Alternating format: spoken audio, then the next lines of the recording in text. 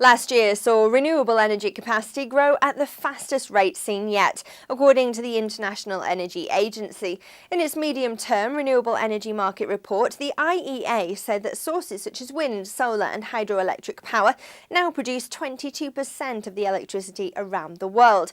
Compared to the previous year's report, the expansion of renewable energy was somewhat slower than predicted. This was due to the fact that the availability of hydropower was lower than expected and growth in bioenergy generation was also slower. That said, thanks to the fact that solar panels and hydropower were developed more quickly, the expansion of capacity was much quicker than expected.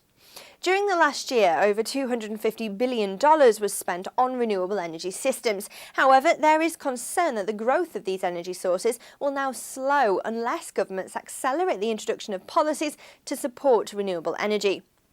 The IEA predicts that green energy technologies could account for 26% of the world's power by the year 2020, and they are already used as much as gas for generating electricity. However, investment in the technology has fallen from its peak of $280 billion in 2011 and is now expected to average at $230 billion each year through to the end of the decade. The IEA, which is based in Paris, has 29 member countries and says that onshore wind is already a preferred option to fossil fuels in countries such as Brazil, Chile and South Africa.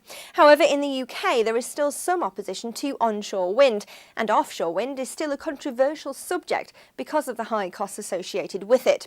According to figures from Energy UK, wind supported 4% of the country's energy generation, while this figure rose to 17% for coal, 24% for nuclear and 42% for gas in 2013.